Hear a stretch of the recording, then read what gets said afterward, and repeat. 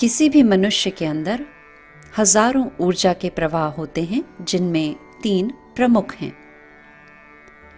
रीढ़ की हड्डी में बाईं ओर चलने वाले ऊर्जा प्रवाह को ईड़ा नाड़ी या चंद्र नाड़ी कहा गया है।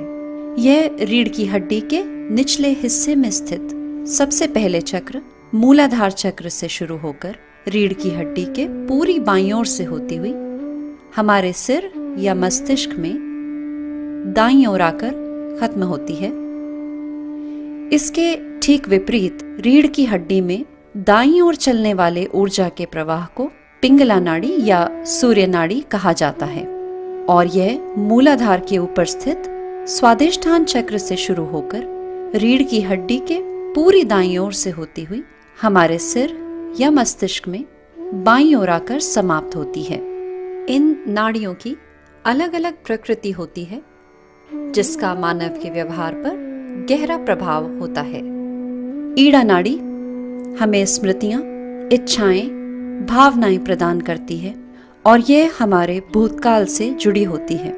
और पिंगला नाड़ी हमें कार्य शक्ति प्रदान करती है, जिसकी मदद से हम अपनी इच्छाओं पर कार्य करते हैं, योजनाएं बनाते हैं। इसलिए यह हमारे भविष्यकाल से संबंध रखती है। ये 2 अलग तरह के स्वभाव मानव को सृष्टि ने प्रदान किए ताकि वे उन्हें संतुलन में प्रयोग कर सके। पर जब भी कभी हम इन शक्तियों या इन ऊर्जा प्रवाह को जरूरत से ज्यादा इस्तेमाल करते हैं तो इनमें असंतुलन आने लगता है। ईड़ा नाड़ी के असंतुलन से ग्रस्त व्यक्ति जल्दी उदास, हताश, निराश होने लगता है। ऐसे व्यक्तियों के इस स्वभाव से शरीर में जोड़ों के दर्द जैसी समस्याएं उत्पन्न हो सकती हैं। इसके विपरीत पिंगला नाड़ी प्रधान व्यक्ति का स्वभाव सूर्य की तरफ ज्यादा होता है और इनमें गुस्सा, तेजी जैसी समस्याएं ज्यादा पाई जाती हैं। इसके चलते शरीर में उच्च रक्तचाप जैसी समस्याएं उत्पन्न हो सकती हैं। ईड़ा और पिंगला में आए असंतुलन को ठीक करती है रीढ़ की हड्डी के ठीक बीचों बीच स्थित सुषुम्ना नाड़ी। यह नाड़ी रीढ़ की हड्डी के नीचे स्थित त्रिकोणाकार अस्थि से शुरू होती है और सहस्त्रार चक्र या तालु भाग पर आकर समाप्त होती है। त्रिकोणाकार अस्थि में स्थित कुंडलिनी जब सुषुम्ना नाड़ी से उठती हुई सहस्त्रार तक आती है तो हमें ईड़ा और पिंगला से आने वाले असंतुलन से राहत महसूस होती है, जिससे ध्यान करने में सहायता होती है।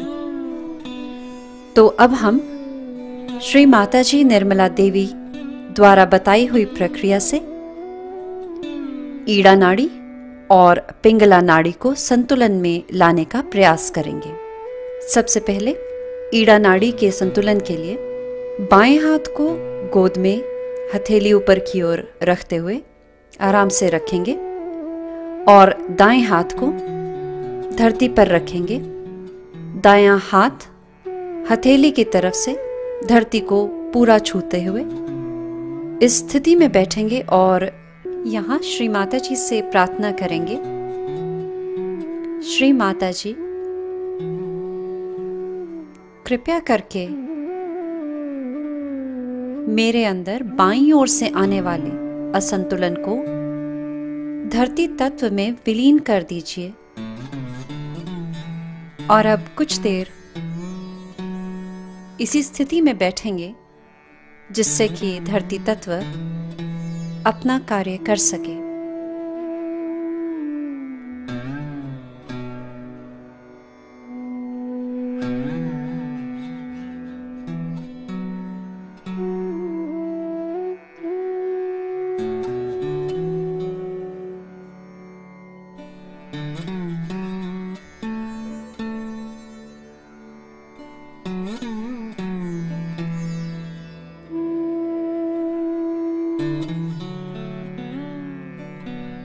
अब हम पिंगला नाड़ी के संतुलन के लिए दाएं हाथ को गोद में हथेली ऊपर की तरफ रखते हुए आराम से रखेंगे और बाईं बाजू को कोहनी पर मोड़ते हुए हथेली को अपने से पीछे और रखते हुए आकाश की तरफ रखेंगे।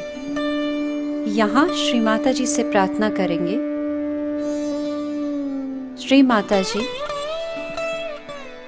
कृपया करके मेरे अंदर दाईं ओर से आने वाले असंतुलन को आकाश तत्व में विलीन कर दीजिए। कुछ देर इसी स्थिति में बैठेंगे और आकाश तत्व को अपना कार्य करने देंगे।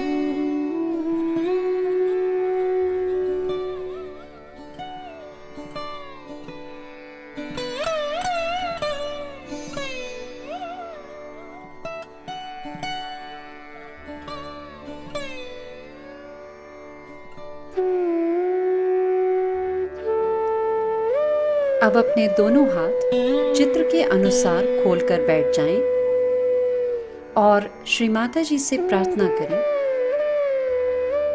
श्री माता जी कृपया मुझे ध्यान की अवस्था में ले चलें, कृपया मुझे मेरा योग प्रदान करें। ये प्रार्थना धीरे धीरे 2 या 3 बार करें और प्रार्थना करने के बाद मौन अवस्था में 5 से 7 मिनट तक बैठें।